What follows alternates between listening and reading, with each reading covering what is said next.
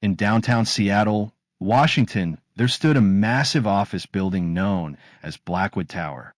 The 24-story skyscraper was home to several successful tech companies and remained busy day and night. But among the night security guards, there was a rumor that had survived for decades. They claimed that sometimes, usually around 3:33 a.m., the elevators would stop at a floor that didn't officially exist. Floor -1. It wasn't on any blueprint. It wasn't listed in any building records. And according to management, it had never existed.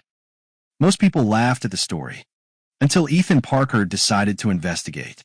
Ethan was a 29-year-old IT specialist who worked late nights on the 18th floor of Blackwood Tower.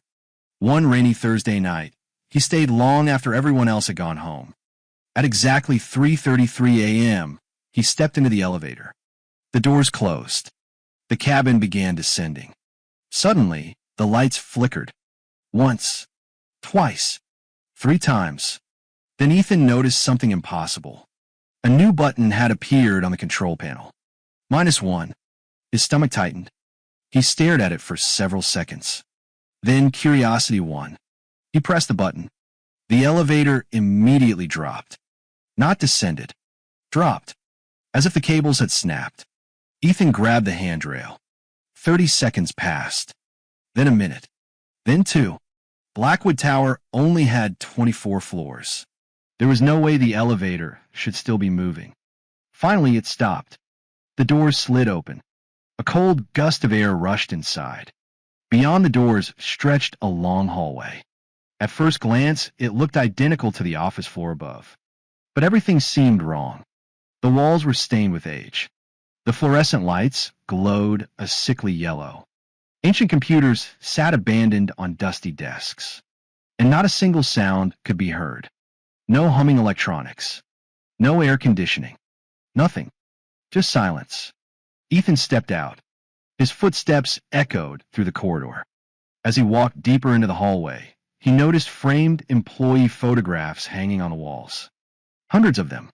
But every face had been scratched out. Every single one. As though someone had tried to erase those people from existence. At the end of the corridor stood a steel door. Painted across it in faded white letters were the words, "Archive of the Forgotten." Ethan hesitated, then pushed the door open. Inside was a room larger than any office floor should have been. Towering shelves stretched into darkness. Thousands upon thousands of files filled the room. Each file carried a person's name. A former employee, a visitor, a maintenance worker, people who had once entered Blackwood Tower, people who had disappeared. Ethan pulled a random file from a shelf. His hands froze. The name on the cover read, Ethan Parker. His pulse exploded. Slowly, he opened it. Inside was a complete record of his life. His birth certificate, school records, photographs, medical documents, everything. Then he turned to the final page. Written in bold red letters was a single line. Date of disappearance, October 14th, 2026. Tomorrow. The temperature in the room suddenly dropped. A noise echoed behind him.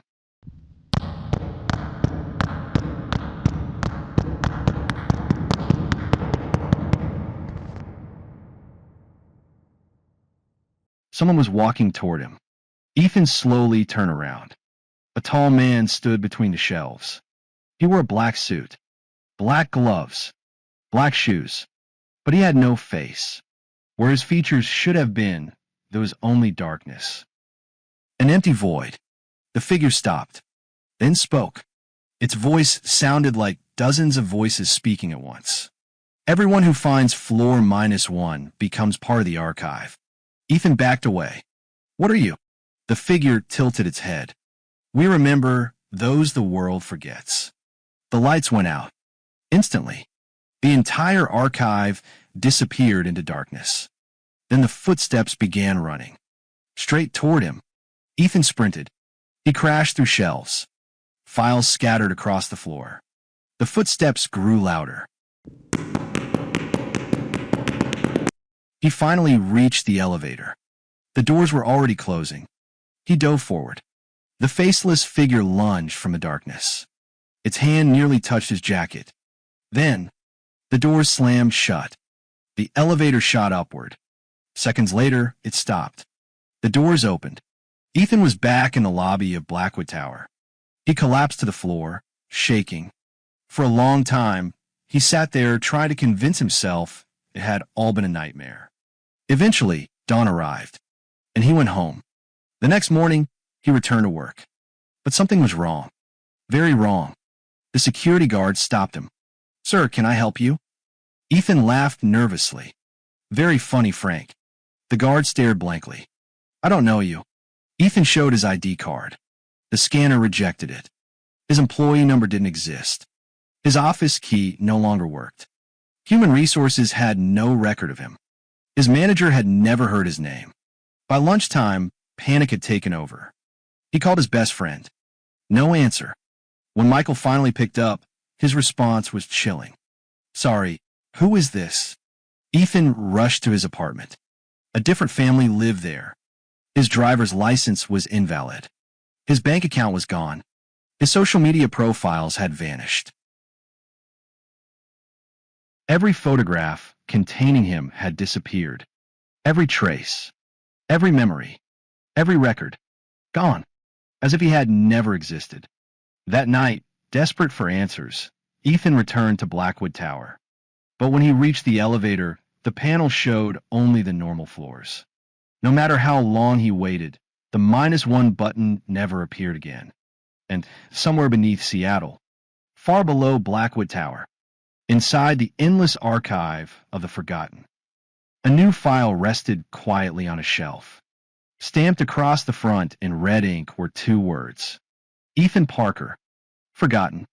And every night at exactly 3:33 a.m., if the building is completely silent, some security guards swear they can hear an elevator stopping on a floor that doesn't exist. A few days later, Ethan went to Seattle's newspaper archives, hoping to find any trace that he had ever existed. After hours of searching, he came across an article from 1987. The headline read, "5 employees mysteriously disappear from Blackwood Tower." But what caught his attention was the photograph beside the article. Standing at the end of the row was Ethan himself. The same face, the same age, as if the photo had been taken yesterday. It was nearly 40 years old. On the back of the photograph, someone had written, "Some people don't find floor -1. Floor -1 finds them." Ethan stared at the picture in horror. Then he looked again. His image was gone, as if he had never been there at all. If an elevator ever offers you a floor you've never seen before, remember this story and don't press the button.